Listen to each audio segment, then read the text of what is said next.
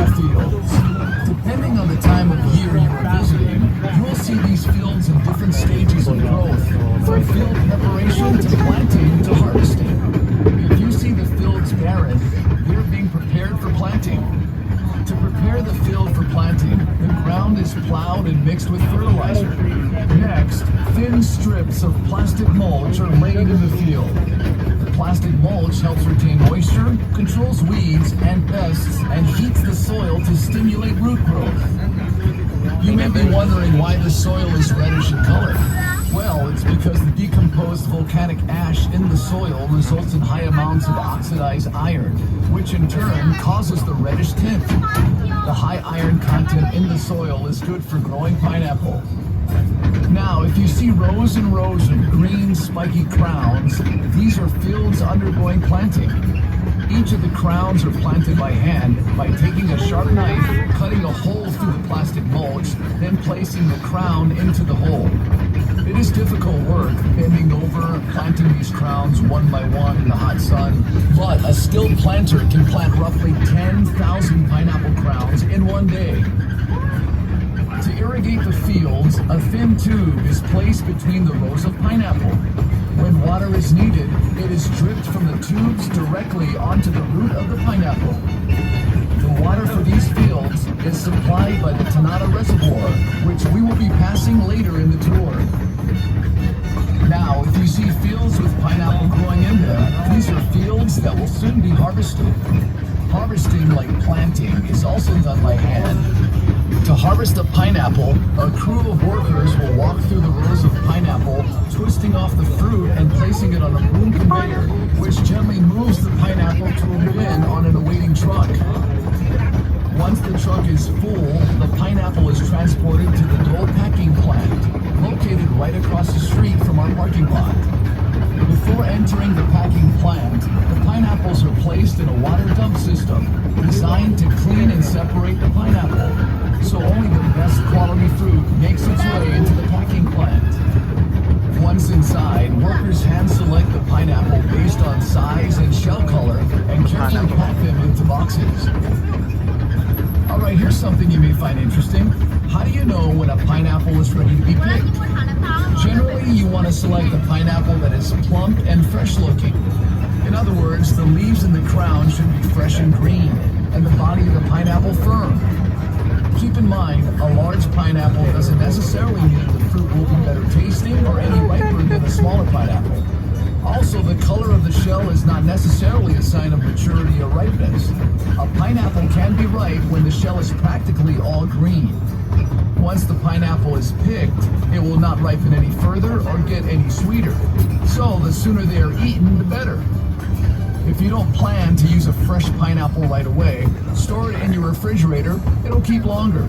And if you're interested in learning the proper way to cut and core a pineapple, check out our free pineapple cutting demonstration inside the store. The demonstration will also show you how to grow your own pineapple at home, and you'll even get to sample some fresh cut pineapple. Here's some history on the pineapple. The Hawaiian word for pineapple is halakahiki. Halakahiki means foreign fruit. It is believed that pineapple, or halakahiki, first originated in Paraguay or Brazil.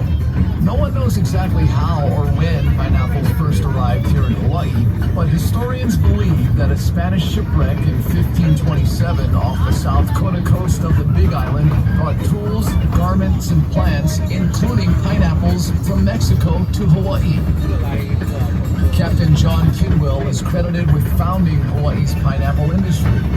In the 1880s, he imported and tested a number of different pineapple varieties and selected the smooth cayenne variety for its cylindrical form and uniform texture. Most of the pineapple in Hawaii is grown at elevations below 3,000 feet. Good fruit quality is attributed to areas having a combination of relatively cool night temperatures, a high percentage of sunny days, and day temperatures ranging from 70 to 85 degrees Fahrenheit, which makes Wahiawa perfect for growing pineapple. Our story of the pineapple just wouldn't be complete without mentioning the most influential person in Hawaii's pineapple industry, James Drummond Dole. James Dole arrived in Hawaii in 1899, and the following bought a 61-acre tract of land right here in Wahua, where he established his first pineapple plantation. Early on, James Dole knew that there would be a huge market for pineapple outside of Hawaii. However, the only way to reach this market was to pack and seal the pineapple in cans. As a result, in 1901, James Dole built a pineapple cannery here in Wahua, which marked the start of the Hawaiian Pineapple Company. Several years later, in 1907, the cannery was relocated to Honolulu Harbor, closer to the labor pool, shipping ports, and supplies. The Honolulu Cannery, at one time the world's largest cannery, remained in operation until 1991. As the demand for pineapple grew, so did the need for more land. So, in 1922, James Dole bought the island of Lanai and converted it from a cactus-covered island with 150 people into the largest pineapple plantation in the world. For nearly 70 years, Lanai operated as a pineapple plantation, and in its heyday, supplied nearly 75% of the world's pineapple. By the 1930s, Hawaii was known as the pineapple capital of the world, and James Dole, the Pineapple King. The Hawaiian Pineapple Company he founded was now processing over 200,000 tons of pineapple a year, helping to make pineapple one of Hawaii's largest industries, responsible for 90% of all the canned pineapple produced in the world. James Drummond Dole passed away in 1958 at the age of 80. The Hawaiian Pineapple Company he founded is now known the world over as Dole Food Company, and the Dole brand is one of the most recognized brands in the world.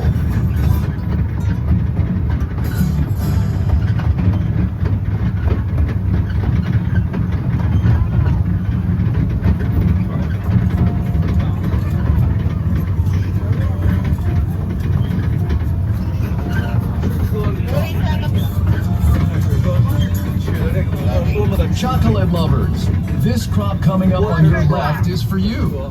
This is a field of cacao trees. The fruit of the cacao tree is a football-shaped pod that comes in various colors. They may be green, yellow, or red.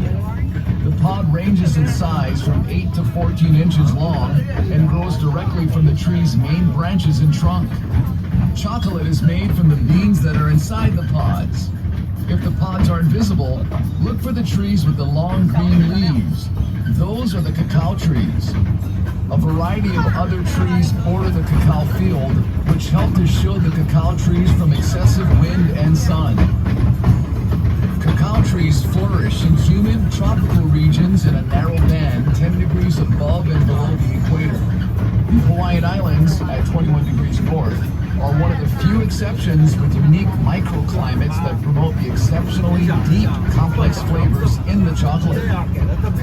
Hawaii's chocolate industry is relatively new, but is quickly establishing itself as a source for some of the best and rarest chocolates in the world.